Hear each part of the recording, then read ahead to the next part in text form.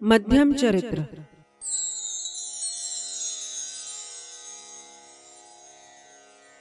मार्कंडेय पुराण की सावर्णिक मनवंतर की कथा के अंतर्गत देवी महात्म्य के द्वितीय अध्याय से लेकर चतुर्थ अध्याय में वर्णित श्लोकों को मध्यम चरित्र कहते हैं।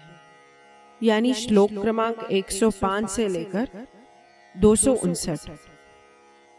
इस चरित्र में ऋषि मेधस जी अपने आश्रम में आए हुए राजा सूरत और समाधि नामक वैश्य को भगवती की महिमा बताते हुए महिषासुर के वध का प्रसंग सुनाते हैं, जिससे देवताओं ने अपने खोए हुए राज्य को पुनः प्राप्त कर लिया था।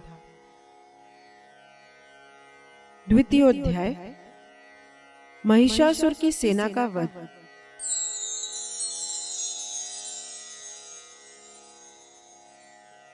द्वितीय अध्याय में देवताओं के तेजपुंज से भगवती महालक्ष्मी के प्रकट होने का वर्णन किया गया है, जो अपने समस्त आयुधों एवं अपने सिंह वाहन को लेकर महिषासुर की विशाल सेना पर टूट पड़ी। ओम मध्यम चरित्र के विष्णु ऋषि हैं, महालक्ष्मी देवता हैं, उष्णिक छंद है, शाकंभरी शक्ति है, दुर्गा बीज है, वायु तत्व है और यजुर्वेद स्वरूप है। श्री महालक्ष्मी की प्रसन्नता के लिए मध्यम चरित्र के पाठ में इसका विनियोग है। इस अध्याय का पाठ करते समय हमें इस प्रकार देवी का ध्यान करना चाहिए। मैं कमल के आसन पर बैठी हुई प्रसन्न मुख वाली महिषासुर मर्दिनी भगवती महालक्ष्मी का भजन करता हूँ, जो अपने हाथों में अक्षमाला, फरसा, गदा, बाण, वज्र, पद्म, धनुष, कुंडिका, दंड, शक्ति, खड्ग, ढाल, शंख, घंटा, मधुपात्र, शूल, पाश और चक्र धारण करती है।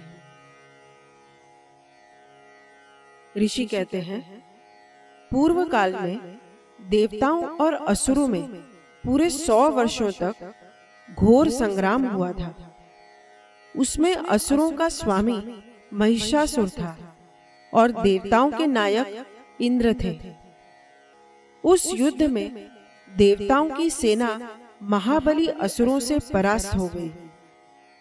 संपूर्ण देवताओं को जीतकर महिषासुर इंद्र बन बैठा।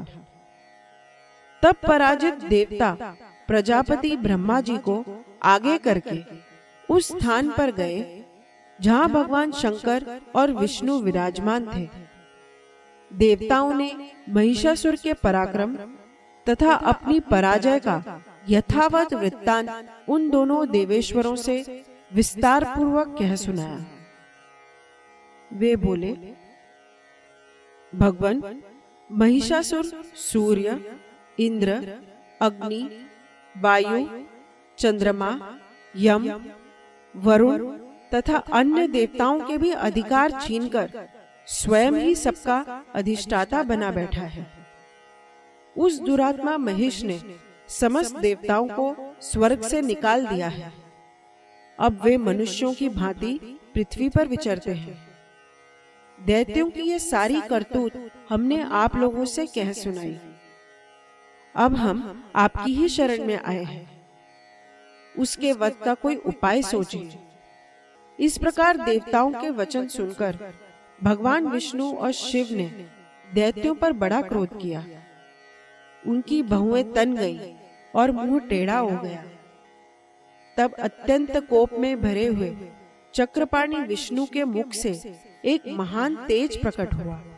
इसी प्रकार ब्रह्मा, शंकर तथा इंद्र आदि अन्यान्य देवताओं के शरीर से भी बड़ा भारी तेज निकला। वह सब मिलकर एक हो गया। महान तेज का वह पुंज जाज्वल्यमान पर्वत सा जान पड़ा। देवताओं ने देखा, वहां उसकी ज्वालाएं संपूर्ण दिशाओं में व्याप्त हो रही थी। संपूर्ण देवताओं के शरीर से प्रकट हुए तेज की कहीं तुलना ही नहीं थी। एकत्रित होने पर वह एक नारी के रूप में परिणित हो गया और अपने प्रकाश से तीनों लोकों में व्याप्त जान पड़ा। भगवान शंकर का जो तेज था, उससे उस देवी का मुख प्रकट हुआ। यमराज के तेज से उसके सिर में बाल निकल आए। श्री विष्णु भगवान के तेज से उसकी भुजाएं उत्पन्न हुई। चंद्रमा के तेज से दोनों स्तनों का और इंद्र के तेज से मध्य भाग का प्रादुर्भाव हुआ। वरुण के तेज से जंघा और पिंडली तथा पृथ्वी के तेज से नितंब भाग प्रकट हुआ। ब्रह्मा के तेज से दोनों चरण और सूर्य के तेज से उसकी उंगलियां हुई। वसुओं के तेज से हाथों की उंगलियां और कुबेर के तेज से नासिका प्रकट हुई। उस देवी के दांत प्रजापति के तेज से और तीनों नेत्र अग्नि के तेज से प्रकट हुए थे। उसकी भौहें संध्या के और कान वायु के तेज से उत्पन्न हुए थे। इसी प्रकार अन्यान्य देवताओं के तेज से भी उस कल्याणमयी देवी का आविर्भाव हुआ। तदनंतर समस्त देवताओं के तेजःपुंज से प्रकट हुई देवी को देखकर महिषासुर के सताए हुए देवता बहुत प्रसन्न हुए। पिनाकधारी भगवान शंकर ने अपने शूल से एक शूल निकालकर उन्हें दिया। फिर भगवान विष्णु ने भी अपने चक्र से चक्र उत्पन्न करके भगवती को अर्पण किया।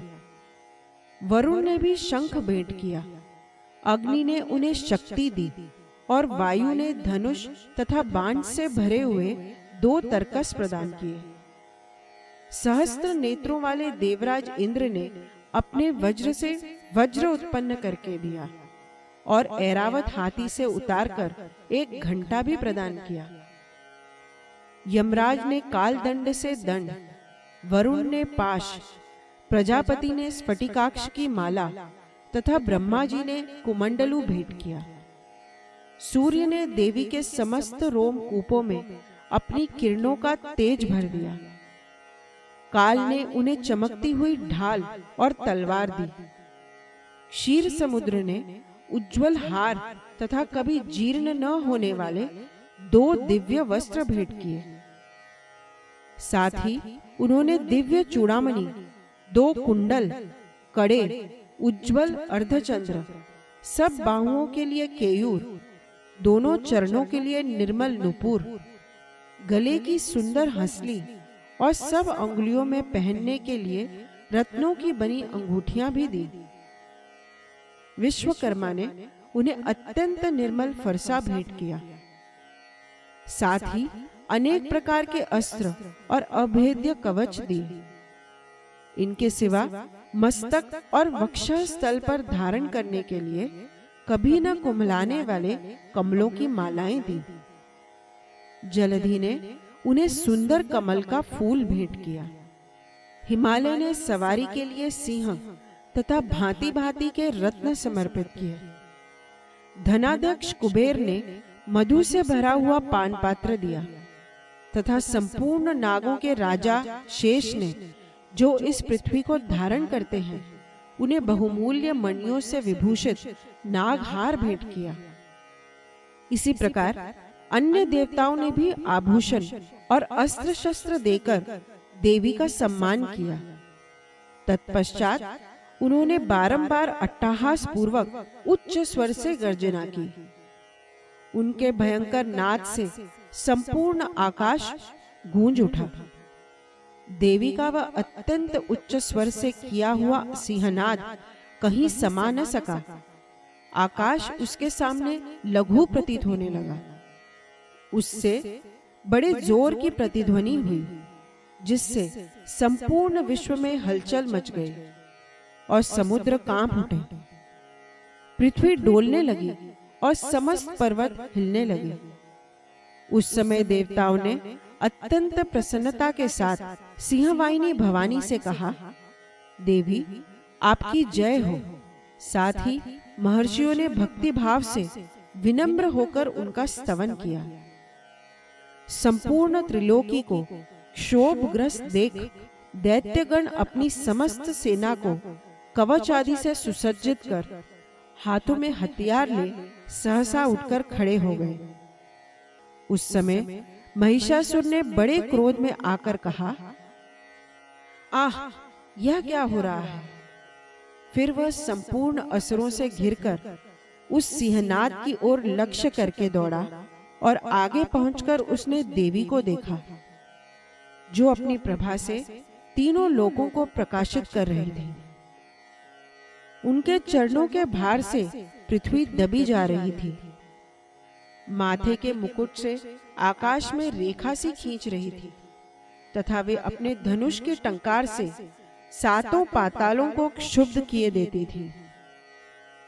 देवी अपनी हजारों भुजाओं से संपूर्ण दिशाओं को आच्छादित करके खड़ी थी। तदनंतर उनके साथ दैत्यों का युद्ध छिड़ गया। नाना प्रकार के अस्त्र शस्त्रों के प्रहार से संपूर्ण दिशाएं उद्भासित होने लगी। चिक्षुर नामक महान असुर महिषासुर का सेनानायक था। वह देवी के साथ युद्ध करने लगा। उन दैत्यों की चतुरंगिणी सेना को साथ लेकर चामर भी लड़ने लगा। 60,000 रथियों के साथ आकर उद्रग्र नामक महादैत्य ने लोहा लिया। 1 करोड़ रथियों को साथ लेकर महाहनु नामक दैत्य युद्ध करने लगा, जिसके रोए तलवार के समान तीखे थे। वह असीलोमा नामक महादैत्य 5 करोड़ रथी सैनिकों सहित युद्ध में आ डटा। 60 लाख रथियों से घिरा हुआ बाष्कल नामक दैत्य भी उस युद्ध भूमि में लड़ने लगा।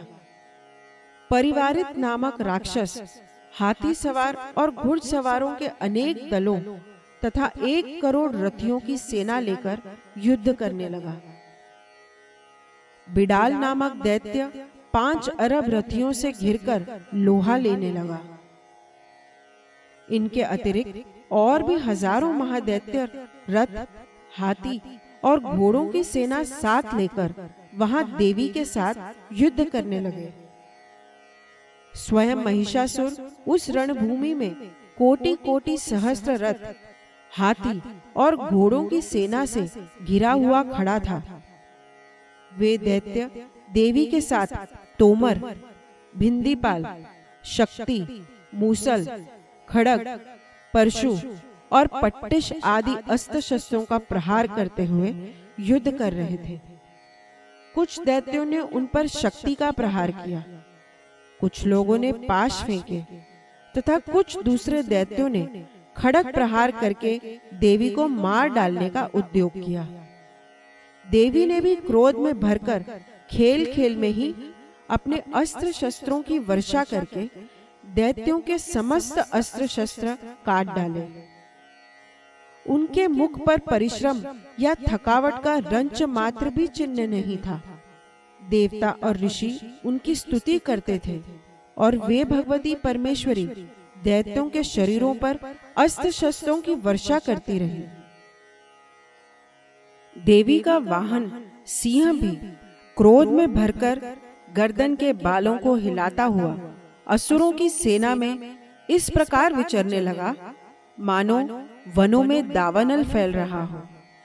रणभूमि में दैत्यों के साथ युद्ध करती हुई अंबिका देवी ने जितने निश्वास छोड़े, वे सभी तत्काल सैकड़ों हजारों गणों के रूप में प्रकट हो गए और परशु, भिंदीपाल, खड़ग तथा पट्टिश आदि अस्त्रों द्वारा असुरों का सामना करने लगे। देवी की शक्ति से बढ़े हुए वे गण असुरों का नाश करते हुए नगाड़ा और शंख आदि बाजे बजाने लगे।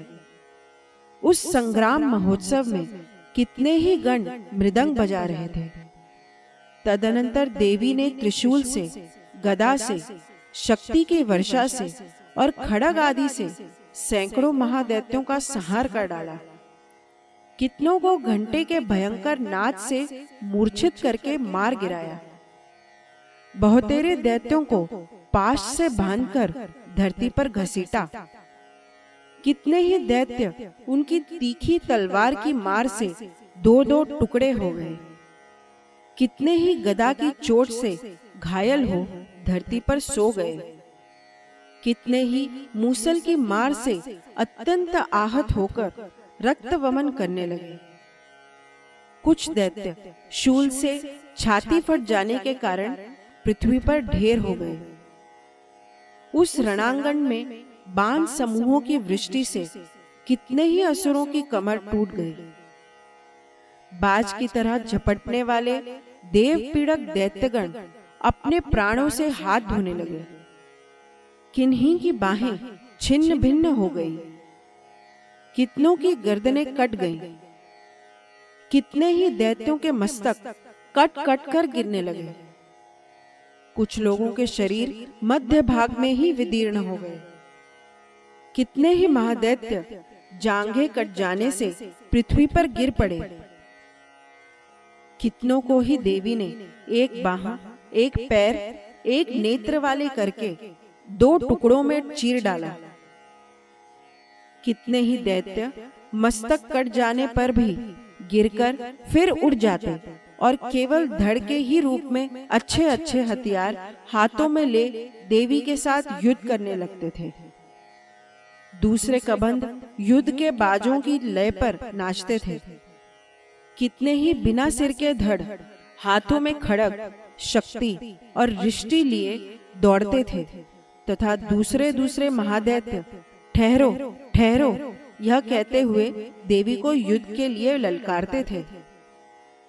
जहां वह घोर संग्राम हुआ था वहां की धरती देवी के गिराए हुए रथ, हाथी, घोड़े और असुरों की लाशों से ऐसी पट गई थी कि वहां चलना फिरना असंभव हो गया था।